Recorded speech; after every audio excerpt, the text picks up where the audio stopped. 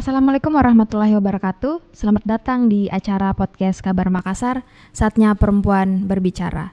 Nah, di studio Kabar Makassar kali ini, saya telah kedatangan seorang penulis perempuan, yaitu Kak Sinar Mentari. Halo Kak Sinar. Halo. Sehat-sehat ya Ki?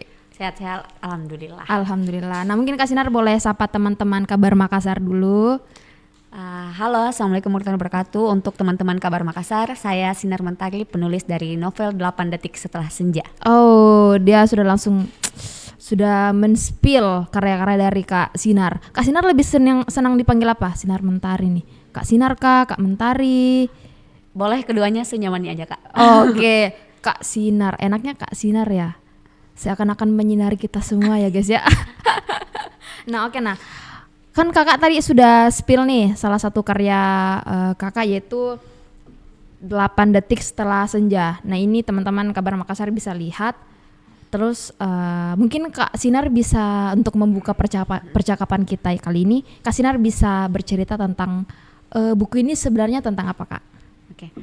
Jadi 8 Detik Setelah Senja ini dibuat di tahun 2017 ke 2018. Oh, oke. Itu Kak Sinar masih sekolah, kuliah? Ini kuliah S2. Oh, gokil, udah Sembari kuliah, sembari menulis, tapi ini sebenarnya iseng-iseng yang jadi cuan.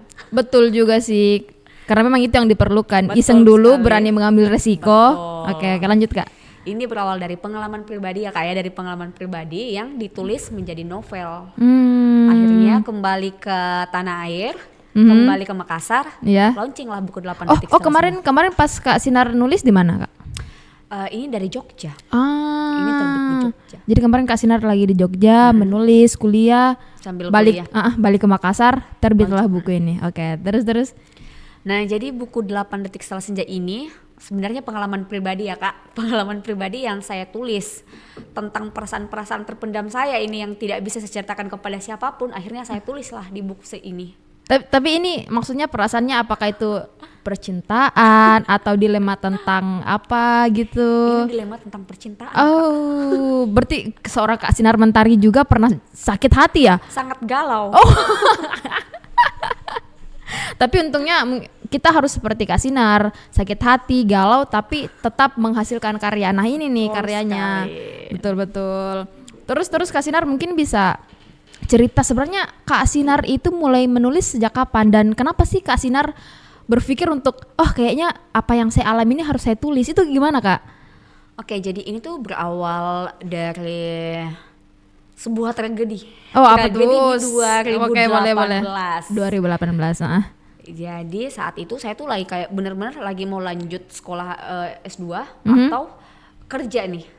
Tapi karena kegalauan itu dilema jadi itu ya? kayak ya udah karena ini lagi trouble masalah percintaanku, jadi saya menghilang lah dari Sulawesi ini. Saya ke Jogja sambil kuliah, alhamdulillah lulus beasiswa saat itu. Dan untuk mengisi waktu luang karena saat itu program S2 kayaknya masih berjalan sekitar 2 bulan ke depan.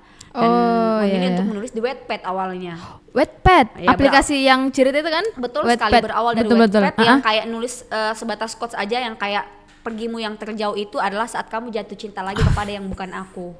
Nah, itu tuh jadi kayak semacam kayak Twitter ya, banyak yang nge-tweet.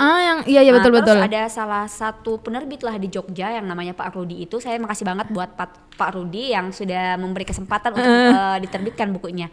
Dia menghubungi saya, habis itu dipanggil lah ke kantornya. Terus ditanya tuh mau nggak dilanjutkan dijadikan buku? Boleh langsung. Dengan semua anggaran itu ditanggung sama penerbit. Jadi royaltinya ke penulis gitu. Jadi akhirnya ternyata kegalauan ini menjadi cuan. Dan itu makin membuat Kak Sinar semakin bersinar. Oh iya Kak, terus tapi kan kita tadi sempat ngobrol. Sebelumnya kan Kak Sinar pernah jadi host. Itu maksudku kenapa Kak Sinar lebih memilih untuk menulis, apalagi kan setelah buku ini ada satu buku lagi yang terbit. Mungkin Kak Sinar juga bisa cerita sedikit tentang buku keduanya Kak Sinar, dan gimana emang sensasi menjadi penulis itu gimana sih Kak gitu? Jadi dulu tuh saat diundang itu kayak lagi viral-viralnya. Oke, jadi Kak Sinar ini seleb Wattpad. Pasti untuk anak-anak Wattpad dulu pasti tahu nih Kak Sinar. Nah, terus itu diundang ke Net TV. Oh, Net TV. Ya, Net TV Sulsel saat itu. Terus karena nyaman nih Net TV Sulsel karena ada siapa sih salah satu krunya Kak Ami yang jadi hostnya itu dipanggil lah untuk coba ayo jadi host. Awalnya dari narasumber. Akhirnya beberapa kali ke kantor coba Ya, dong pakai jadi host. gitu. Ya, oke, Ternyata oke. ya mau resign terus mau diganti. Tapi aku coba selama 2 minggu. Heeh. Terus akhirnya melanjutkan kuliah saya kembali ke Jogja. Oh, tapi akhirnya tetap memilih kuliah Betul dulu. sekali. Di kuliah ini kita sambil nulis dan akhirnya terbit. Nah, terus Kak Sinar buku kedua itu bercerita tentang apa? Buku kedua itu fiksi, catatan akhir Jahalia. Hmm, Itu penggalan tulisan-tulisan dari almarhumah Jahalia itu sendiri. Jahalia Penggalannya, ini betul. Terus itu tuh kayak banyak yang nge-tweet, terus kirim ke saya yang kayak ini dong boleh minta tolong dilanjutkan. Akhirnya saya lanjutkan tulisan itu dan diterbitkan di Jogja juga, terus balik lagi ke Makassar. oh berarti 2 buku ini di Jogja Betul. dan diterbitkannya di Makassar gitu. Betul. Oh. Tetap diterbitkan di Jogja. Di Jogja terus dibawa. Launchingnya di Makassar. Oh, launchingnya di Makassar. Jadi teman-temannya Kak Sinar di Makassar pasti support. Semua terus dibawa ke Betul. Bulu Timur lah daerah saya. Oke, bisa diceritain nih proses sosialisasi bukunya Kak Sinar di Lutim, terus bagaimana respon teman-teman di Lutim gitu Kak? Oke, jadi di Lu Timur itu saat itu kan saya udah nggak pernah balik nih. Ya kan Kampung. di Makassar. Betul. Terus karena Terus kegalauannya. launchingnya itu di Lu Timur di Kecamatan Tomoni saat itu diadakan sama adalah komunitas baca Oh, oke. kayak literasi kayak gitu diadakan. Akhirnya ditahu sama Pak Bupati dan Wakil Bupati disuruh keliling tuh bedah buku seminar. Oh, berarti bukunya Kak Sinar dibuat semacam acara seminar, betul, workshop. bedah buku. Jadi betul, benar-benar betul. keliling ke anak-anak Gen Z. Oh, menarik. Terus. Anak-anak milenial terkumpul anak-anak milenial dengan penuh kegalauannya saat itu dengan drama-drama percintaannya. Dan hadirlah buku ini menjadi solusi mereka. Betul Gitu ya Kak. sekali. Di tengah gempuran orang-orang yang nggak suka sama buku, lebih suka main gadget, tapi muncul buku ini suatu kebanggaan sih bagi saya karena bisa sampai cetakan ketiga. Oh, berarti antusias anak-anak di Lu Timur itu Ini tinggi sampai ya? keluar, sampai ke Iya. Makassar. Ay, gokil. Terus Kak. Jadi di Makassar itu buku saya ada tersedia di perpustakaan Makassar. Oh, Ada. di Dinas Perpustakaan. Betul, ada 200 pieces kayaknya yang pernah dibeli sama Oh. Bapak siapa ya? Pak lupa saat itu. Pokoknya saya tuh diantar sama Bapak Kepala Dinas Perpustakaan Lu Timur Pak Lutim Satri ke- untuk menuju ke perpustakaan yang ada di Makassar. Oke. Nah, kan Kak Sinar tadi sudah sempat sounding soal Lu Timur. Kan Kak Sinar dari Lu Timur nih. Terus November mendatang kan akan ada pilkada serentak nih di Lu Timur. Betul sekali. Terus gimana sih pendapat Kak Sinar soal peran anak muda yang mulai berani terjun ke dunia politik misal ataupun dunia seni dan lain-lain itu gimana Kak Sinar? Tanggapan saya sih tentang politik untuk anak muda itu, anak muda itu harus lebih tegas mengambil sikap. Oh, betul. Karena mengambil- satu langkah yang kita lakukan itu akan menjadi dampak untuk 5 tahun ke depan. Iya, betul. Bagaimana tentang pemimpin kita, karena siapapun pemimpin kita, kalau kita yang tidak bergerak, kita yang nggak action, ya sama aja hidup akan nge-stuck di situ-situ aja. Betul sih, karena kan semua apa yang akan terjadi ke depannya itu anak muda yang tentukan. Betul, anak muda itu sangat menentukan bagaimana pesta politik yang akan diadakan. Oh, Karena kita tuh termasuk penerusnya. Betul. Jadi memilih ini yang benar-benar harus kita tahu nih backgroundnya seperti apa. Terus kedepannya itu apa sih dampaknya untuk kita sebagai anak muda? Apakah dia memberi ruang untuk kita berkarya? Kedepannya, Karena melihat sekarang itu kita tuh minim karya, ya nggak sih? Karena kita tuh lebih heboh di gadget. Kita Iya, lebih betul. tahu info lewat gadget. Jadi kita minim literasi. Dan untuk teman-teman yang ada di Lu Timur atau dimanapun, kita tuh sebenarnya bisa tahu berkarya dengan apa yang kita punya. Apalagi sebagai perempuan itu ini tuh bukan masalah gendernya aja, bukan laki-laki atau perempuan, tapi kita mau atau tidak. Betul. Kita mau apa tidak. Nah, terus Kak, tapi kalau dari calon-calon Bupati Luwu Timur yang akan datang, gimana pendapat Kakak? Yang sekarang sih ya, yang saya lihat itu semuanya bagus, semuanya baik, semua berpotensi untuk menang. Ya. Ini tinggal bagaimana masyarakat Luwu Timur bisa memberi suaranya ke orang yang tepat, yang benar-benar bisa tuh membangun Luwu Timur. Betul, karena itu yang kita Iya, harapkan. betul. Jangan sampai kita ini ini apa ya, kita tuh berpatokan pada sesuatu yang kayak yang ini aja deh, ini kan keluarga saya, atau yang ini aja deh karena ini tuh memberi saya peluang untuk jadi ini atau dijanjikan atau segala macam. Jadi kita tuh harus bertindak hari ini juga, satu langkah yang kita ambil itu berdampak untuk kedepannya. Dan yang kita harus kedepannya. Dan kita harus memilih sesuai apa yang terbaik. Jadi kita harus riset dulu. Kita sebagai pemilih memang harus riset tentang calon-calonnya, misal. Iya, jangan sampai kita terkontrol hanya karena salah pilih. Betul, dan itu akan berdampak 5 tahun, dan 5 tahun itu tidak sebentar. Jadi kata senior saya itu, politik itu seperti menikah. Oh, maksudnya gimana tuh, Kak? Kayak gini, politik itu seperti menikah, kita tuh mengambil keputusan yang sangat besar untuk kehidupan.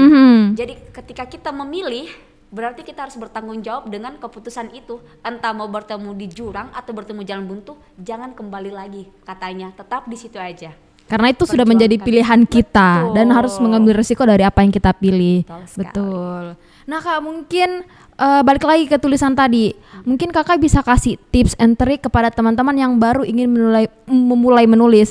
Tapi kan mungkin banyak teman-teman yang kayak agak kurang percaya diri kalau misal dia menulis tentang romance karena takut dianggap menye-menyenya tulisanmu. Kan pasti ada begitu kayak sudahlah, jangan mau cinta-cinta terus, kayak bangun mau dulu tahun berapa tapi kan itu pun juga karya tulisan dan itu harus dibanggakan. Karena banyak di luar sana mungkin masih senang membaca genre itu. Gimana Kak Sinar? Jadi kan kalau kita melihat ke belakang ya, sosial media terutama Facebook, sudah banyak kegalauan, banyak sekali. Jokes juga banyak. Alih-alih menulis di Facebook, status Facebook atau WA, mending deh join untuk menulis sedikit-sedikit di notesnya atau minimal Wattpad. Jadi notes handphone Jadi semua tuh kayak apapun. Saya saja ini sedang menggarap satu buku itu filsafat. Jadi filsafat ongoing, tentang cinta dan guys. polemik dan politik. Dia gabungan itu, cinta, Iya, polemik dan politik.